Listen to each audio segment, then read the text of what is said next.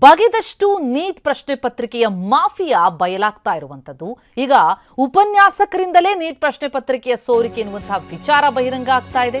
ಇದಕ್ಕೆ ಸಂಬಂಧಪಟ್ಟಂತೆ neat ಮಾಫಿಯಾದ king pin ಸೇರಿ ಒಟ್ಟು 9 ಮಂದಿ ಲಾಕ್.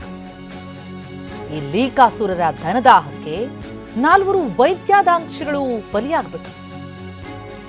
ಕೇಂದ್ರದ ವಿರುದ್ಧ ಹೀಗಾಗಿ ವಿದ್ಯಾರ್ಥಿಗಳು ಸಿಡಿದಿದ್ದಾರೆ, ಸಂಘಟನೆಗಳು ಸಿಡಿದೆದ್ದಿವೆ. ನೀಟ್ ಪರೀಕ್ಷೆ ರದ್ದಾದಕ್ಕೆ 4 ವೈದ್ಯಾಕಾಂಕ್ಷಿಗಳು ಆತ್ಮಹತ್ಯೆ ಮಾಡ್ಕೊಂಡ್ಬಿಟ್ರು. ಒಟ್ಟಾರೆ ಮೇ 3ಕ್ಕೆ ನಡೆದಿದ್ದಂತಹ ಪರೀಕ್ಷೆ ಈ ಲೀಕಾಸುರರ ಕೃತ್ಯದಿಂದಾಗಿ ಈಗ ರದ್ದಾಗಿ ಮತ್ತೊಮ್ಮೆ ಬರಿಬೇಕಾದಂತಹ ಅನಿವಾರ್ಯತೆ. ಹಾಗಾಗಿ 4 ವಿದ್ಯಾರ್ಥಿಗಳು ಆತ್ಮಹತ್ಯೆ ಅಂತ ನಿರ್ಧಾರಕ್ಕೆ ಬಂದ್ಬಿಟ್ಟಿದ್ದು ನಿಜಕ್ಕೂ ಬಹಳ ದೊಡ್ಡ ದುರಂತ. ಆದರೆ ಇದಕ್ಕೆ ಸಂಬಂಧಪಟ್ಟಂತೆ ಈಗಾಗಲೇ ಒಬ್ಬ ಉಪನ್ಯಾಸಕಿಗೆ ಖೆಡ್ಡ ತೋಡಲಾಗಿದೆ. ಬಗೆದಷ್ಟು ಬಯಲಾಗ್ತಾ ಇದೆ ಮಾಫಿಯಾ. ಈ ಬಗ್ಗೆ ಡೀಟೇಲ್ಸ್ ಕೊಡ್ತಾ ಹೋಗ್ತಾರೆ ನಮ್ಮ ಪ್ರತಿನಿಧಿ ಹರೀಶ್. ಈಗ ಲೈವ್ ನಲ್ಲಿ ಜಾಯ್ನ್ ಆಗ್ತಾ ಇದ್ದಾರೆ. ಹರೀಶ್, ನೀಟ್ ಮಾಫಿಯಾದ ಕಿಂಗ್ ಪಿನ್ ಸೇರಿದಂತೆ 9 ಮಂದಿಯನ್ನ ಲಾಕ್ ಮಾಡಲಾಯಿತು. ಆದರೆ ಇವರಿಗಾದಂತಹ ಬೆಳವಣಿಗೆಯನ್ನು ಗಮನಿಸ್ತಾ ಹೋದಾಗ ನಿಜಕ್ಕೂ ಬಹಳ ಬೇಸರ ಅಂತಂದ್ರೆ 4 ವಿದ್ಯಾರ್ಥಿಗಳು ಆತ್ಮಹತ್ಯೆ ಅಂತ ನಿರ್ಧಾರಕ್ಕೆ ಬಂದು ಅವರ ಬಲಿಯಾದದ್ದು ನಿಜಕ್ಕೂ ಬಹಳ ದೊಡ್ಡ ದುರಂತ. ಏನೇನಾಗ್ತಾ ಇದೆ ತನಿಖೆ ಆಂಗಲ್ ಎತ್ತ ಸಾಕ್ತಾ ಇದೆ, ಯಾರೆಲ್ಲ ಇದರಲ್ಲಿ ಭಾಗಿದಾರರು, ಒಬ್ಬೊಬ್ಬರದ್ದು ಬಂಡವಾಳ ಈಗ ಬಯಲಿಗೆ ಬರ್ತಾ ಇದೆಯಾ ಅಂತ? ಪ್ರತಿಮಾ, ಬಹು ಮುಖ್ಯವಾಗಿ NTA ಕಳೆದ ವರ್ಷವೂ ಕೂಡ ಹೇಳ್ಕೊಂಡಿತ್ತು, ಅಂದರೆ ಕಳೆದ ವರ್ಷದಿಂದ ಹೇಳ್ಕೊಂಡಿತ್ತು ಈ ಬಾರಿ ಯಾವುದೇ ಕಾರಣಕ್ಕೂ ಪ್ರಶ್ನೆ ಪತ್ರಿಕೆ ಸೋರಿಕೆ ಆಗೋದಾಗಲಿ ಅಥವಾ ಎಲ್ಲೇ ಕೂಡ ಲೋಪ ಬರೋದಾಗಲಿ ಬರೋದಕ್ಕೆ ನಾವು ಬಿಡೋದಿಲ್ಲ ಅನ್ನುವಂಥದ್ದನ್ನು NTA ಹೇಳ್ತಾ ಇತ್ತು. ಆದರೆ ಈ ಪ್ರಶ್ನೆ ಪತ್ರಿಕೆ ಸೋರಿಕೆ ಎಲ್ಲಾಗ್ತಾ ಇದೆ, ಮೂಲ ಎಲ್ಲಿ ಅನ್ನುವಂಥದ್ದನ್ನು CBI ತನಿಖೆ ಮಾಡಿದಂಥ ಸಂದರ್ಭದಲ್ಲಿ NTA ಅವರು ಏನು ಪ್ರಶ್ನೆ ಪತ್ರಿಕೆಯನ್ನು ರೆಡಿ ಮಾಡೋದಕ್ಕೆ ಏನು ಉಪನ್ಯಾಸಕರನ್ನು ನೇಮಕ ಮಾಡಿದ್ರು, ಆ ಉಪನ್ಯಾಸಕರೇ ಈ ಒಂದು ಪ್ರಶ್ನೆ ಪತ್ರಿಕೆಯನ್ನು ಲೀಕ್ ಮಾಡಿದ್ದಾರೆ ಅನ್ನುವಂತಹದ್ದು ಗೊತ್ತಾಗ್ತಾ ಇದೆ.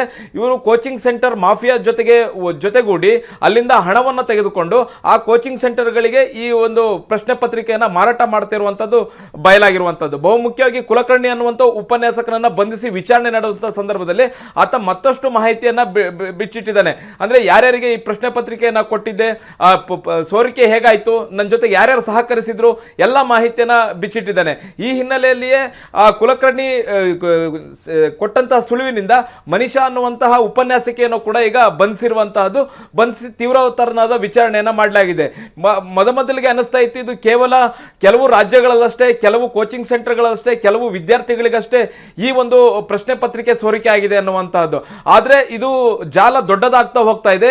ಇದು ಹೆಚ್ಚು ಪ್ರಶ್ನೆ ಪತ್ರಿಕೆ ಸೋರಿಕೆ ಆಗಿರುವಂತಹದ್ದು ಮತ್ತೆ ದೇಶದ ಎಲ್ಲಾ ಭಾಗಗಳಿಗೂ ಕೂಡ ಈ ಪ್ರಶ್ನೆ ಪತ್ರಿಕೆ ಸೋರಿಕೆ ಆಗಿರುವಂತಹದ್ದು ಈಗ ಗೊತ್ತಾಗ್ತಾ ಇದೆ. ಮತ್ತೆ ಇದ್ರ ಜಾಲ ದೊಡ್ಡದಿದೆ. ಅಂದ್ರೆ ಇಷ್ಟು ವರ್ಷಗಳ ಕಾಲ, ಕಳೆದ ವರ್ಷವೂ ಕೂಡ ಸೋರಿಕೆ ಆಗಿತ್ತು, ಮತ್ತೆ ಪ್ರತಿ ವರ್ಷವೂ ಕೂಡ ಇದೇ ರೀತಿಯಾಗಿ ಸೋರಿಕೆ ಆಗಿರಬಹುದು ಅನ್ನುವಂತ ಆತಂಕ ಕೂಡ ಎದುರಾಗಿರುವಂತಹದ್ದು. ಯಾಕಂದ್ರೆ ರಾಜಸ್ಥಾನದ ದಿನೇಶ್ ಬಿವಾಲ್ ಏನು ಕುಟುಂಬ ಏನಿದೆ, ಈ ಕುಟುಂಬದ 5 ಪಾಸ್ ಆಗಿರುವಂತಹದ್ದು. ಕಳೆದ ವರ್ಷವೂ ಕೂಡ 5 ಪಾಸ್ ಆಗಿದ್ರು.